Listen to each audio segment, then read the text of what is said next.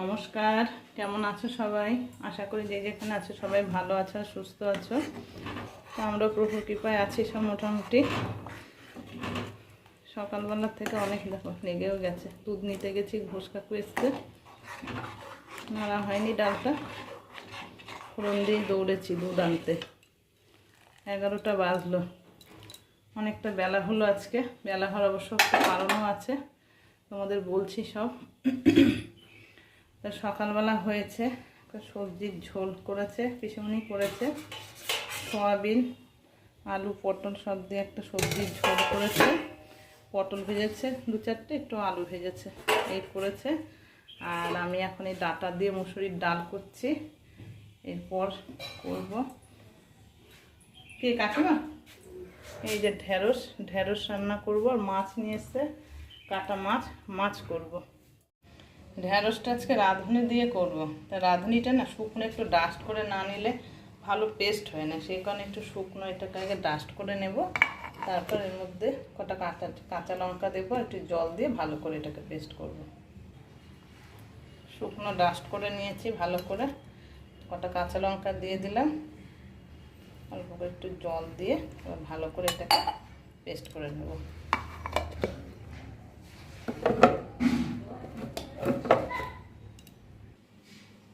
যে মশলাটা হয়ে গেছে, রাঁধুনি আর কাঁচা লঙ্কাটা পেস্ট। মাছের জন্য এই লঙ্কাটা বেটে নেব। ডাটা নিয়ে এসছে অল্প করে, ডাটা দিয়ে ডাল হলো, আর মানে কচি মাথার আগাগুলো দিয়ে মাছে দিয়ে দিলাম আর কি। তার শাকটা দেখি ভালো বেরিয়েছে, অল্প তো অল্প হলো করছি, কারণ কাকু আজকে বাড়ি আছে। তা কাকু একটু শাকটা খেতে ভালোবাসে, আমি দেখলাম যে কাকুর মতো তো হবে, তাই একটু কুচিয়ে নিলাম। শাকটা এখন রান্না করব, শাকটা করে তারপরে ঢেঁড়সটা করব। এই দেখো লঙ্কাটা বেটে নিয়েছি, তখন আর দেখানো হয়নি। এই যে লঙ্কাটা বাটা, লঙ্কাটা বেটে খেয়ে নিলাম, যেহেতু খাওয়াটা হয়নি সকালে। 12টা 20 বাজে, এখন খাওয়াটা কমপ্লিট করলাম। তো এখন এই শাকটা করে নেব আগে, একদমই অল্প শাক।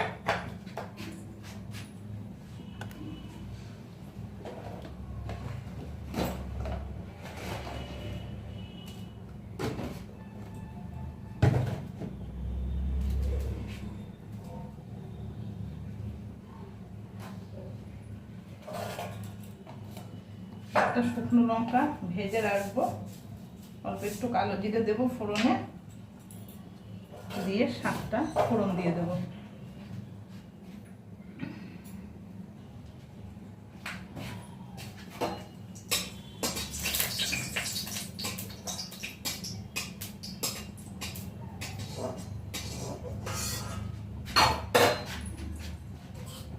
লঙ্কাটা ভেজে তুলে রাখলাম, শাকটা যখন নামাবো তার আগে ভেঙে দিয়ে দেবো। শুকনো লঙ্কা ভাজা বন্ধ করে দিয়ে দেবে, তাহলে ভালো লাগবে।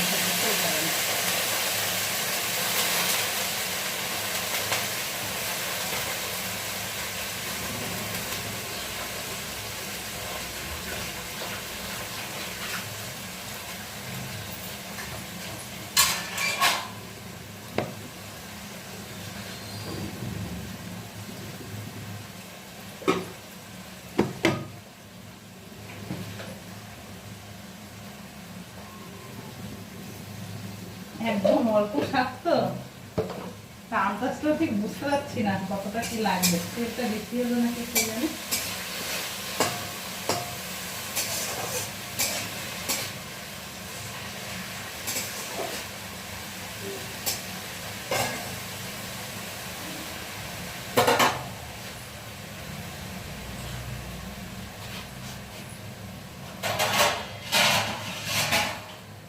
ঢাকা বাঁধা একটু মজুর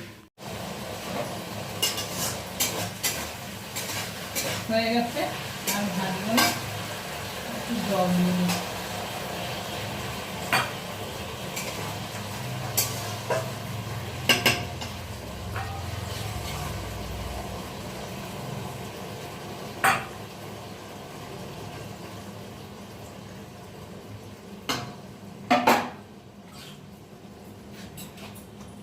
ব্যাক ক্যামেরা দেখাচ্ছে।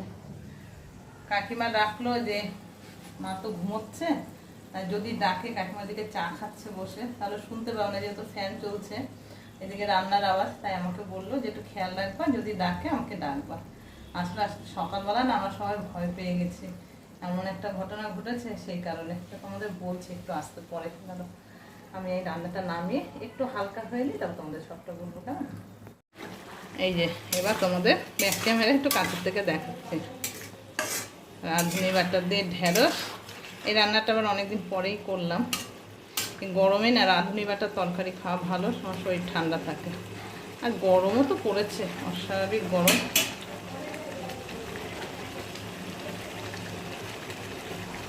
একটু জাল হলে নামিয়ে দেবো।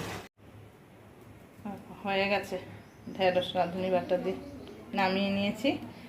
কড়াইতে তেল বসিয়ে দিয়েছি, মাছ করবো এখন।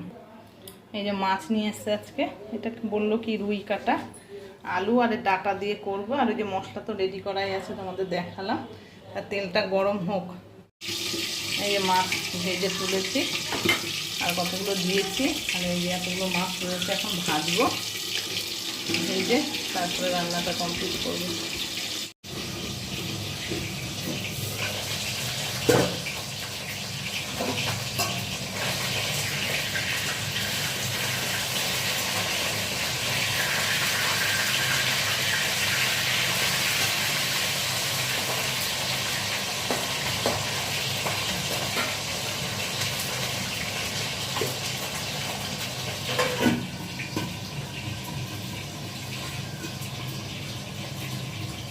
এতগুলো মাছ ভাজতে অনেক সময় লেগে যাবে এখন।